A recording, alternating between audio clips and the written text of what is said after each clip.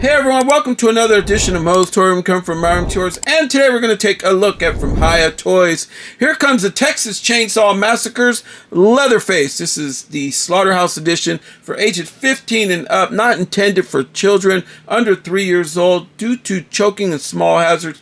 This ain't even good even to be around small pets or your pets or whatever, because this figure is very small, but especially when it comes to children, they shouldn't be around something like this anyway. Like I said, it goes for 15 and up. This is definitely a showstopper right here. I had to switch out my camera over at Best Buy just last night because I was having trouble with the other one. It wasn't performing to what I wanted to. I'm starting to get a feel for this new one, but it's still a little difficult for me. I want to bring you guys out there the best possible quality I can.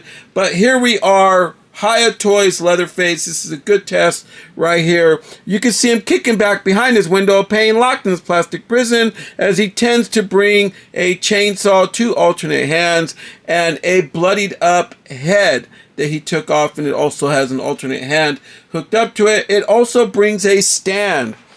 You can see the side right there. Hiya Toys, Texas Chainsaw Massacre. Look at the back right there. That right there, I believe, is the clean version. So that clean version is also available right now. We got this one from Big Bad Toy Store. This is the Slaughterhouse edition. The clean version is also available.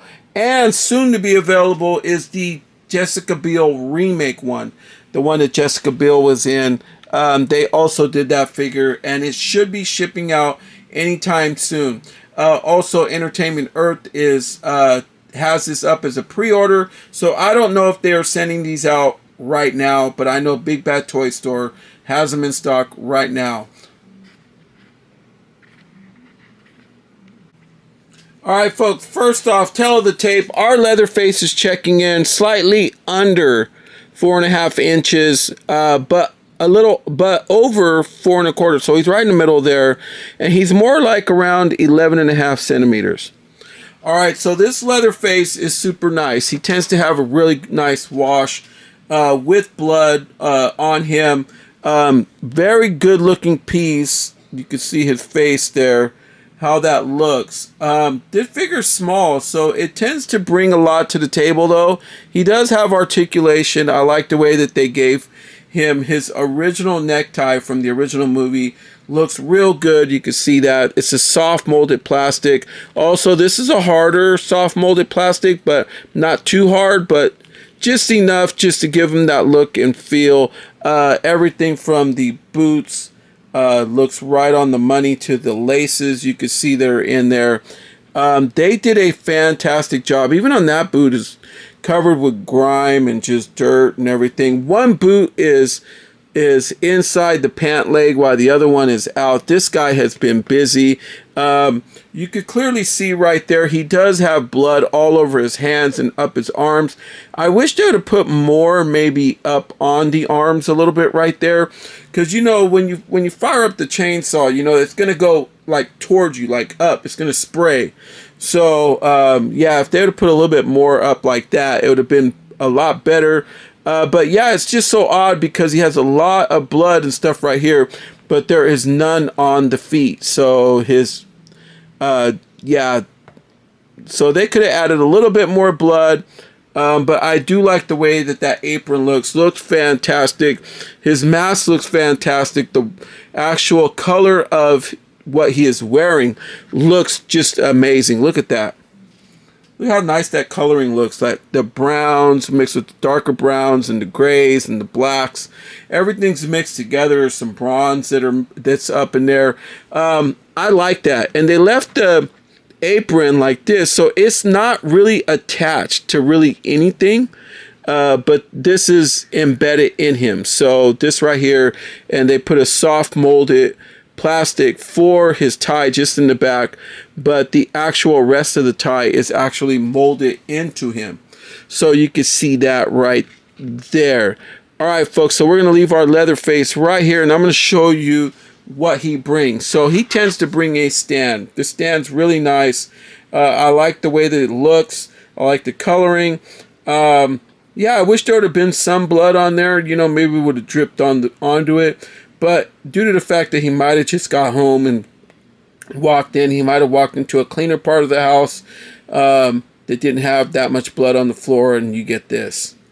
So, but if this would have been the area where he actually slaughtered somebody, then yeah, definitely it would have been cool to have a touch-up of blood. But you could always do that yourself if you enjoy doing things. So it tends to bring these little H-looking things, and I don't know why this stand would need something to balance, but you could see that right there.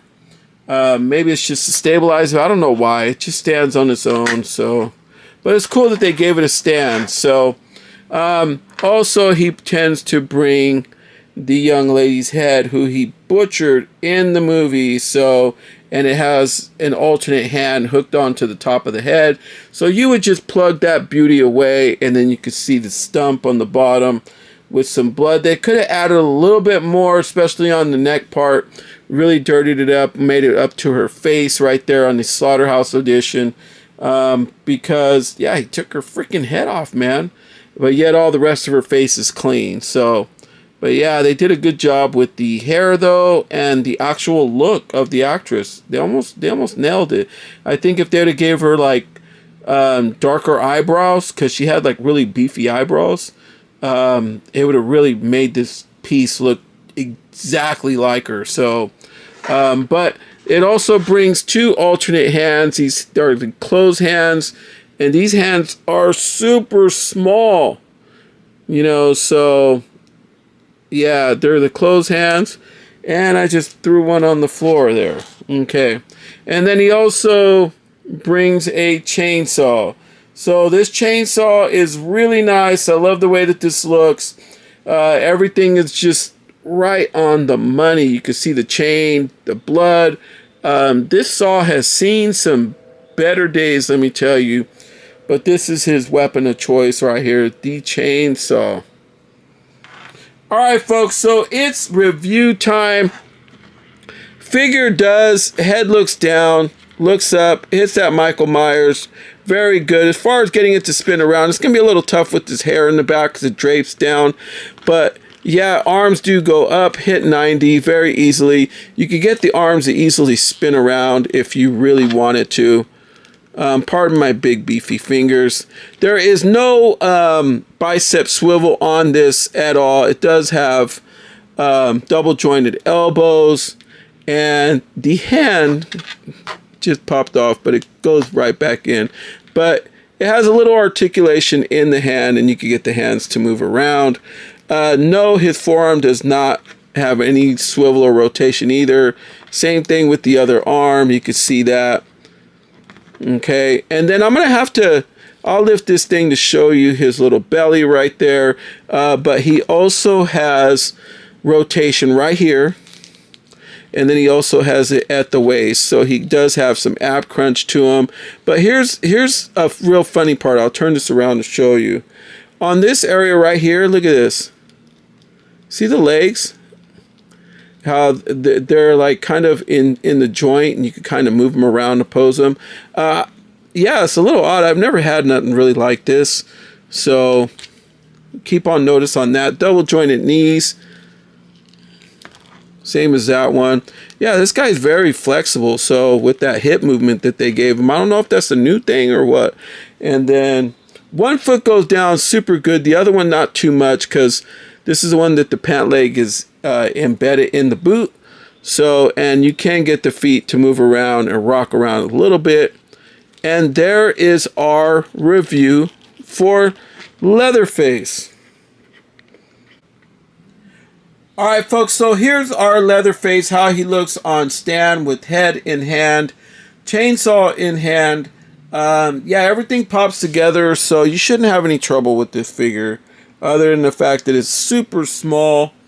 It's like almost micro size from like an action figure, like really, but very detailed. I don't know how Hiya Toys does it, but yeah, if this is the future of like action figures or whatever, you could easily mix this thing in and out with some smaller action figures. If you wanted to even make him like some guy that's a cook over in Star Wars, you probably could. I don't mean to put it that way for all you horror movie fans, but just to give you a scale wise as to how small this is. But I do know that Hiya Toys is bringing out a bigger version of this. So I don't know if he's going to be 7 or 8 inches, but he'll be around that scale. He might be between 6, 7, or 8 inches. You have to look it up. He's also available for pre-order right now on Big Bad Toy Store. He'll be a little bit more pricier, but this one right here retails for $19.99 and is available right now at Big Bad Toy Store. Or you can hit your pre-order. I don't know if they're sending them out through Entertainment Earth. So you could take a look at that. I'll give them a spin.